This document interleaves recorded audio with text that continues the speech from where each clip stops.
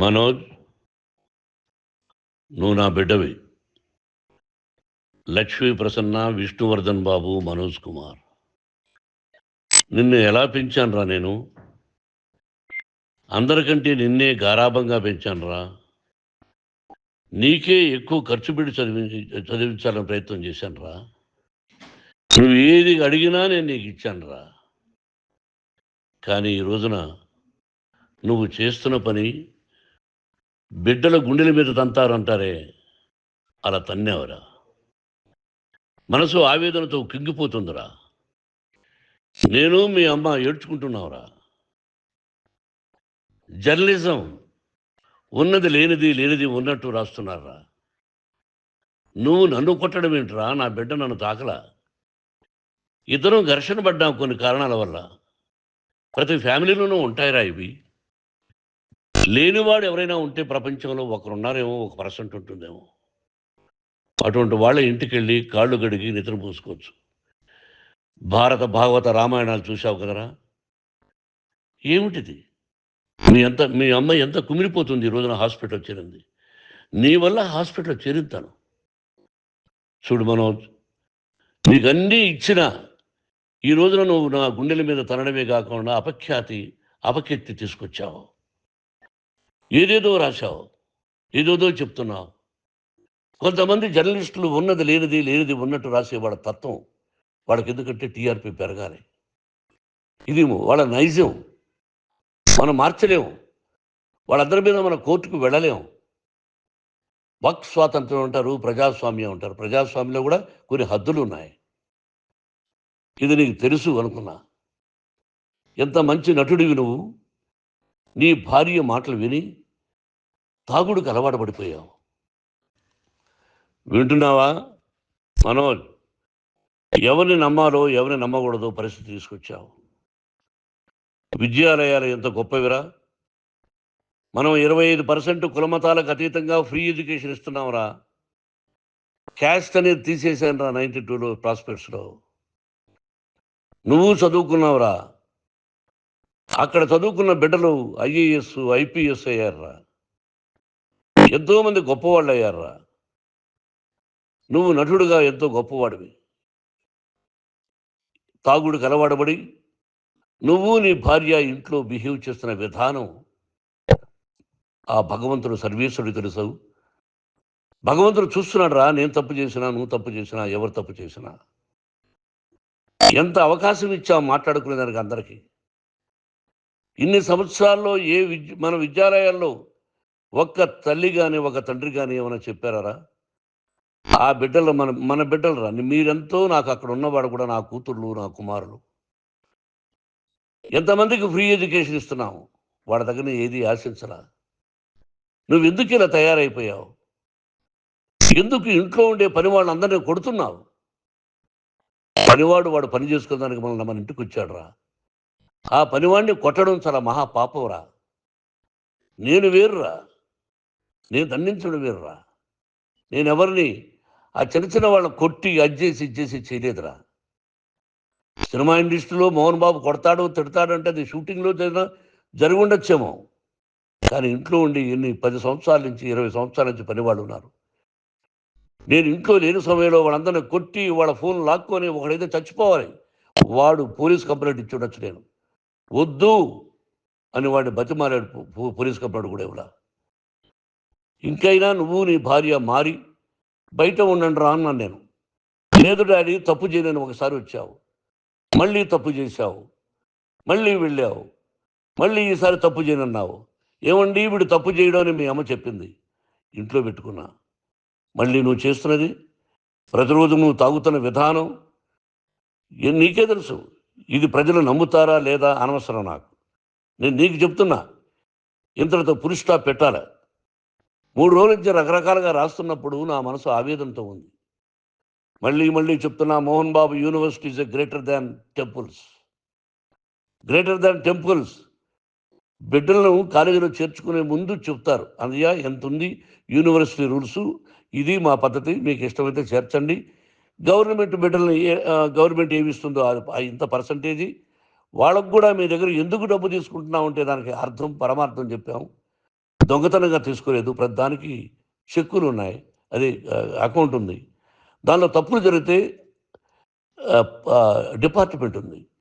కాలేజీలో ఇంకేదైనా తప్పు జరిగితే గవర్నమెంట్ ఉంది. ఇవన్నీ నీకు తెలుసు. ఈ రోజున ప్రపంచంలోనే నంబర్ 1గా చేయాలని మీ అన్న కష్టపడి ఇతర దేశాల్లో నంబర్ 1 యూనివర్సిటీ టైఅప్ చేశాడు. ఈ రోజు నువ్వు చేసిన విధానం ఏమిటి? నువ్వే ఒకప్పుడు నాకు ఇవి ఏమొద్దు నేను యాక్టింగ్ అన్నావు. ఈ రోజున ఏం చేస్తున్నావు? విద్యాలయాల మీద పడ్డావు. తల్లిదండ్రులు చాలా గొప్పవాళ్ళురా. కొంతమందికి డబ్బు కట్టలేకపోవచ్చు. కట్టని వాళ్ళకు కొంత సహాయం చేసాం. అంతా సహాయం చేయలేము. బ్యాంకుల్లో డబ్బు కట్టాలి. లెక్చరర్స్కి డబ్బులు ఇవ్వాలి. యూనివర్సిటీ బ్రహ్మాండంగా నడపాలంటే మంచి లెక్చరర్స్ కావాలి. ఇవన్నీ తెలిసి చేస్తున్నావురా 32, 33 సంవత్సరాల నుంచి. అది పక్కన పెడితే అందరినీ కొట్టడానికి వస్తావు. మీ అన్నం తిడతావు. ఒక వ్యక్తి వినయ్ గారని ఆయన వ్యక్తి హెల్ప్ చేయడానికి వస్తే ఆ వినయ్ ఎవరు లజ్జాగుడికి చంపేస్తాను వాడు అన్నావు. ఇవన్నీ ఎంత తప్పురా? అంటే మీ నాన్నగారికి ఎవరు సహాయం చేయడానికి వస్తే వాళ్ళందరినీ లజ్జాగుడుకులు అంటావు. చంపేస్తానంటావు. మీ అన్నను చంపేస్తానన్నావు. చంపరా చూద్దాం మీ అన్న నేనే అన్నా. తాకరా నీ ధైర్యం ఉంటే అన్నా. ఎంతమందిని చంపాలనుకుంటున్నావు? ఎంతమందిని చేయాలనుకుంటున్నావు? నువ్వు ఏం సాధించాలనుకుంటున్నావు? ఆలోచించుకో. ఈ ఇంట్లోకి అడుగు పెట్టడానికి నీకు అధికారం లేదు. ఇది నా కష్టార్జితం. మా నాన్నగారు 10 రూపాయలు 10 పైసలు కూడా ఇవ్వలేదురా. మంచి జన్మనిచ్చాడు మా నాన్నగారు. మద్రాసుకు వెళ్ళి వీధుల్లో అడుగు తిన్నాను రా. ఒక పూట కూడా భోజనం లేకుండా అడుగు తిన్నాను రా. న్యాయంగా మోహన్ బాబు తిడతాడు కొడతాడంటారు కానీ మోసగడనం లేదురా. నీట్ పార్లమెంటేరియన్గా బయట వచ్చాను రా. నువ్వు నా పరువు ప్రఖ్యాతులు మంట కలిపావు. ఏమిటి నేను చేసిన అన్యాయం? నీకు జన్మనిచ్చాను. అదా నేను చేసిన పాపం. అందుకే ఇది నా ఇల్లు అన్నావు నువ్వు. నీ ఇల్లు కాదు. నీ కష్టార్జితంతో నువ్వు సంపాదించుకున్న ఇల్లు నీది. ఇది నా డబ్బు, నా కష్టార్జితం. నా కష్టార్జితంలో నేను పిలిస్తేనే మీరు ఇంట్లోకి రావాలి. అటువంటిది పోగొట్టుకున్నావు నువ్వు. ఆస్తులు అంటావా? ముగ్గురికి సమానంగా రాయాలా లేదా అది నా ఇష్టం. ఆస్తులు ఇస్తానా, లేకపోతే గంగపాలు చేస్తానా, లేకపోతే ఎవరికైనా దానధర్మాలు చేస్తానా, అది నాకు సంబంధించిందిరా. నా కష్టార్జితం రా. మీరు చేస్తున్న విధానం గుణగణాలు కావాలరా. మందు తాగచ్చురా. ఎంత తాగాలి? నేను కూడా 1 or 2 పెగ్స్ తీసుకుంటా. ఇది తప్పు కాదు, జనానికి తెలియాలి. నా డబ్బు ఇది. తాగి ఎవరిని కొట్లా. తాగి నేను తింటున్నా. అది ప్రజలకు అక్కర్లా. నేను తప్పు చేస్తేనే ప్రజలకు కావాలా. ఇవన్నీ ఉన్నాయిరా. ఇవన్నీ తెలుసుకో. జర్నలిస్ట్ సోదరులారా, మీకు నా గతాన్ని తెలుసు, నా భవిష్యత్తు, నేను ఎక్కడి నుంచి వచ్చాను కూడా మీకు తెలుసు. ఈ రోజున మీరు రాస్తున్న విధానం, నా బిడ్డ నన్ను కొట్టాడన్నారు. ఎంత తప్పు. ఈ రోజున నా బిడ్డ మీద కోపంతో అవును చెప్పచ్చు. కాదు, వాడు నా మీద చెయ్యెత్తలేదు. నేను ఘర్షణ పడ్డాం. ఘర్షణ వేరు, కొట్టుకోవడం వేరు. గాయాలతో హాస్పిటల్కి వచ్చి కుంటుకుంటుగా నడిచాడు. మళ్ళీ ఏమని పోలీస్ స్టేషన్కి వెళ్ళి చెప్పాడు. ఎవరో 2 ఉన్నారు, వాళ్ళిద్దరూ నా మీద దాడి చేశారన్నాడు. నా ఇంట్లో పనిచేస్తున్న వ్యక్తుల గురించి పోలీస్ స్టేషన్కి వెళ్ళి చెప్పవలసిన అవసరం అతనికి లేదు, హక్కు లేదు. పోలీస్ డిపార్ట్మెంట్ కూడా తెలుసుకోవాల్సిన విషయం.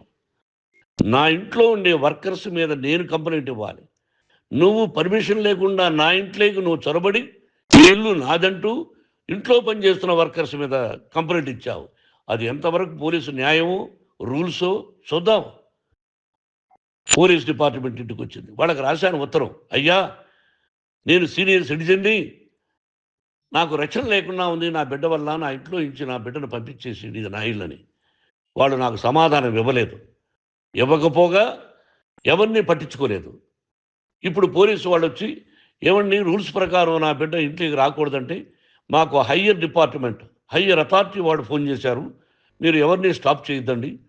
బయట నుంచి ఎవరైనా వస్తే వాళ్ళని స్టాప్ చేయండి అన్నారు. 2 రోజుల నుంచి 10 మంది 20 మంది వస్తున్నారు. వాళ్ళు అలా చూస్తూ నిలబడ్డారు. వాళ్ళు ఫోటోలు తీసుకున్నారు. వాళ్ళ మీద మళ్ళీ వదిలేస్తున్నారు. ఎవరిని నిందించాలి? But I give respect to the police department. వాళ్ళకి ఏ అధికారి ఫోన్ చేశాడో, ఆ అధికారికి ఏ పొలిటీషియన్ చేశాడో అది వాళ్ళకే వదిలేస్తున్నా. కాబట్టి వాళ్ళు పోలీస్ కంప్లైంట్ ఇచ్చినా కూడా మేము సంబంధం లేదని అంటున్నారు కాబట్టి నేను నా బిడ్డను నిన్ను నాపు చేస్తున్నా. నువ్వు ఇంట్లోకి వచ్చే అధికారం నీకు లేదు. నువ్వు వచ్చి నీ బిడ్డను తీసుకెళ్ళు. సంతోషం. నువ్వు రాలేదు, నీ బిడ్డను జాగ్రత్తగానే చూసుకుంటావు. Take care your daughter, that's all. మీ అమ్మ హాస్పిటల్లో అడ్మిట్ అయింది. రేపో ఎల్లుండో మీ అమ్మను పిలిపించి బాగైన తర్వాత ఇదిగో నువ్వు నీ కొడుకు బిడ్డను తీసుకెళ్ళి వాడికి అప్పచెప్పని చెప్తాను పోలీసు వాళ్ళ ఆధ్వర్యంలో. ఇది 100% జర్నలిస్టు సోదరులారా, పులి స్టాప్ పెట్టండి. మీకు కుటుంబాలు ఉన్నాయి, మీ యజమానులకు కుటుంబాలు ఉన్నాయి. మీ కుటుంబాల విషయాలు, మీ యజమానుల కుటుంబాల విషయాలు మేము ఎవరు జోక్యం కలుగు చేసుకోవాలా. మేము నటీనటులం. మాది తప్పుంటే నటుడుగా నన్ను ఫెయిల్యూర్ అని రాయండి, నా నటన బాగలేకపోతే రాయండి. బట్ ఇంటి లోపల సందులో నుంచి చూస్తూ తప్పు చేస్తున్నామని ఉన్నది లేనిది లేనిది ఉన్నట్టు రాయకండి. మీకు నా హృదయపూర్వక నమస్కారాలు. ఇన్ని రోజులు హృదయపూర్వకంగా ఎంకరేజ్మెంట్ చేశారు. ఆ ఎంకరేజ్మెంట్కు నమస్కారం చేసుకుంటూ I love you all. I love you police department. మీరు న్యాయంగా ధర్మంగా నడుచుకోండి, ఎవరికి తొత్తుల్లాగా ఉండొద్దండి అని మనవి చేసుకుంటూ నేను సెలవు తీసుకుంటాను. Thank you very much for all the journalist.